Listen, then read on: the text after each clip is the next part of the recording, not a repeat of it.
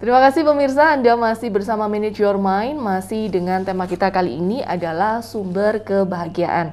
Baik, Bante, kita lanjutkan kembali, Bante. Bagaimana caranya agar manusia ini bisa mendapatkan kebahagiaan untuk mengejar yang namanya kebahagiaan surgawi atau kebahagiaan nibbana itu sendiri, Bante? Ya, sudah jelas. Kita pahamin untuk mencari surgawi, untuk mendapatkan nibbana yang tertinggi. Itu kita memahamin bahwa sesungguhnya kita melatih pikiran kita. Bagaimana untuk mengalahkan keserakahan? Keserakahan itu kita hanya ingin mendapatkan supaya itu menjadi milik kita bersama, milik kita pribadi.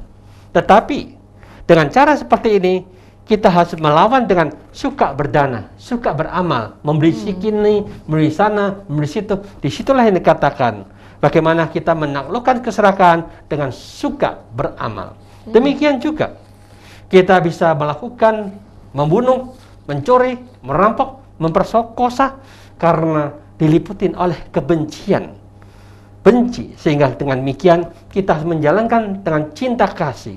Manusia yang penuh cinta kasih, dia akan menjaga ucapannya, menjaga tingkah lakunya, tidak menyakitkan, tidak membawa penderitaan bagi makhluk manapun juga.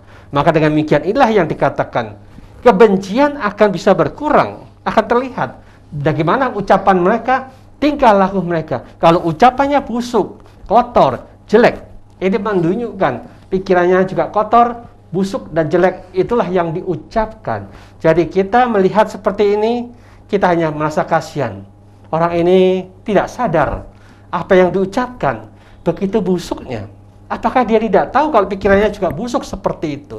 Maka dengan demikian kita akan terlihat kejelekan kita. Maka dengan demikian seorang yang baik, yang agamawan manapun juga akan menunjukkan cara berbicara yang manis, lemah lembut, memotivasi, yang positif yang diucapkan. Sehingga akan terlihat, oh pikirannya orang itu baik, benar, positif. Sehingga ucapannya seperti apa yang dipikirkan. Itulah yang dikatakan moralitas itu menunjukkan kualiti batin dan pikiran kita. Apakah ada cinta kasih atau tidak? Kalau tidak, berarti banyak sampah-sampah yang diucapkan. Tetapi kalau itu penuh dengan cinta kasih, yang diucapkan sesuatu positif, sesuatu yang bermanfaat, yang berguna, yang mampu mendatangkan kedamaian bagi semua pihak, disitulah yang dikatakan moralitas ini dengan suka beramal akan menjadi sarana yang kuat untuk mendorong kita masuk surga. Surga bukan nirwana. Nirwana berbeda dengan surga. Surga itu masih memiliki kekuatan energi positif yang melahirkan kita ke alam-alam surgawi.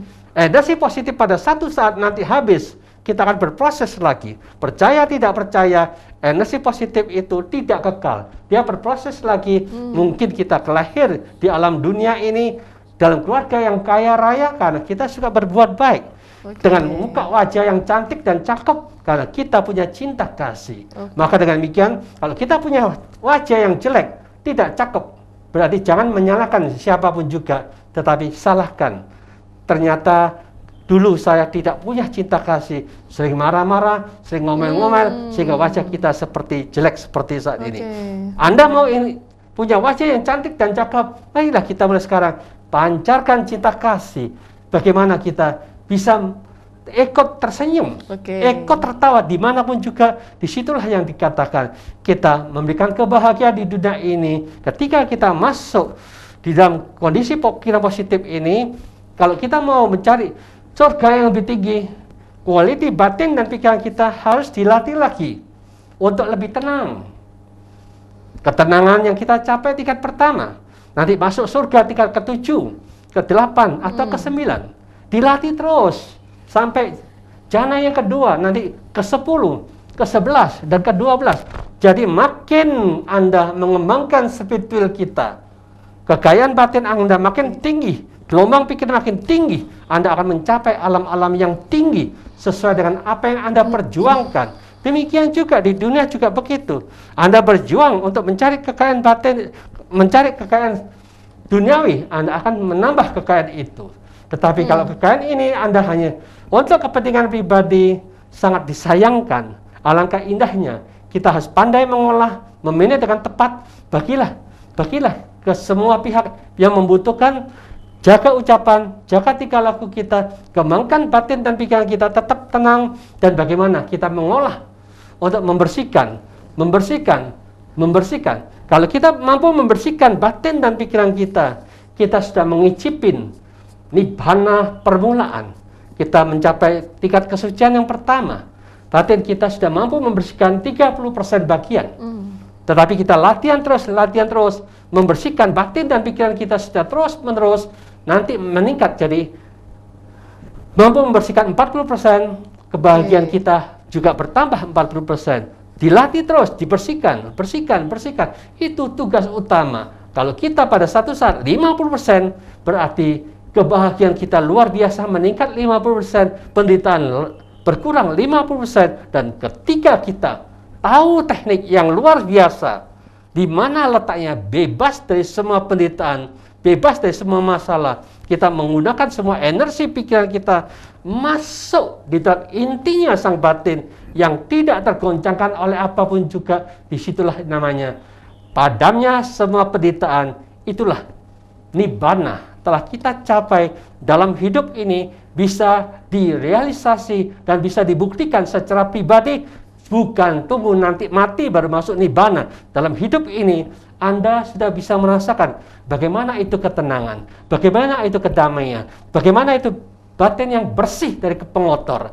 Disitulah yang dikatakan datang, lihat, dan buktikan. Inilah yang diharapkan oleh Sang Buddha, bukan percaya. Kalau percaya, yang ngomong juga tidak tahu, kita yang pendengar juga tidak tahu. Ini sangat disayangkan, bukan ajaran yang bijaksana, karena kita juga bodoh, mengajak murid kita juga bodoh, sehingga kita menekankan percaya saja. Tetapi yang penting jalankan. Seperti yang diharapkan Presiden kita, kerja. Laksanakanlah tugas Anda masing-masing. Oke, baik. Tadi Bante mengatakan kita harus memiliki cinta kasih, murah hati, dan juga senyum ceria gitu ya Bante. Tapi kalau pakai masker gini nggak kelihatan Bante senyumnya ya. Paling tidak menganggukkan kepala seperti ini ya. Itu sudah merupakan tanda kalau kita peduli juga terhadap orang lain. Ya, Bante. Tadi Bante mengatakan bahwa surgawi dan nibbana ini beda. Ini saya tertarik Bante. Lalu sebenarnya nibbana ini terletak di mana sih Bante? Ya itulah, sehingga kalau kita perhatikan di zaman Sang Buddha itu para biku itu sangat-sangat hebat semuanya.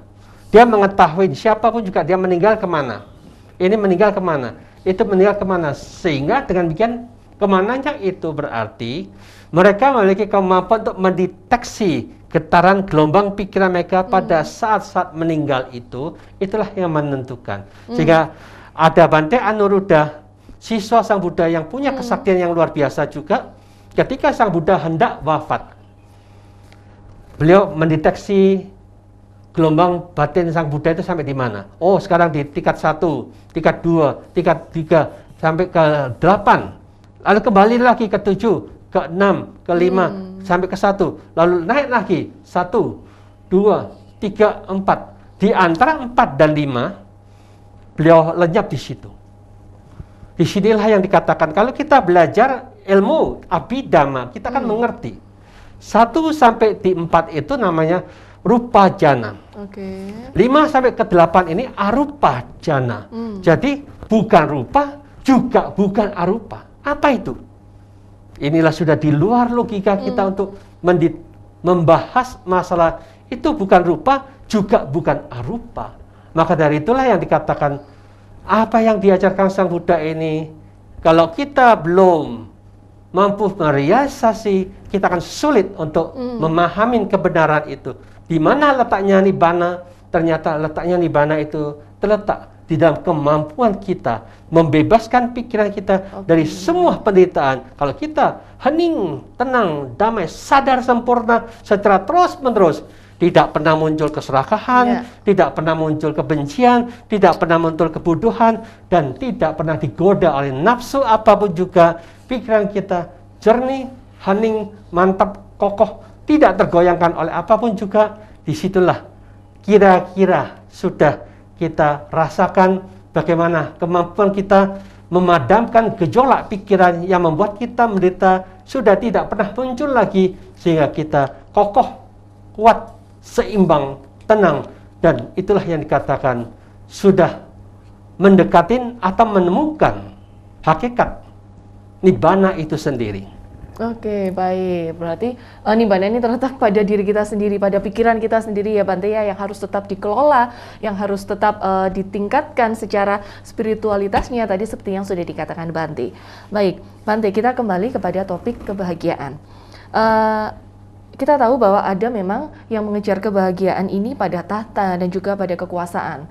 Namun Bante, ada juga yang melakukannya dengan beragam cara untuk bisa merebut tahta atau merebut kekuasaan ini. Nah, bagaimana sebenarnya Bante, pendapat Bante menanggapi jika ada seseorang atau pihak yang melakukan cara-cara seperti ini?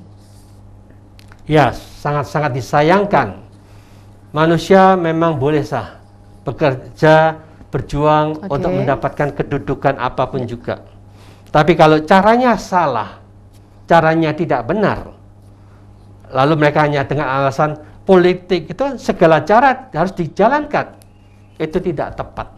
Maka dari itu, seorang yang bijaksana itu harus memilih dengan tepat dan berani.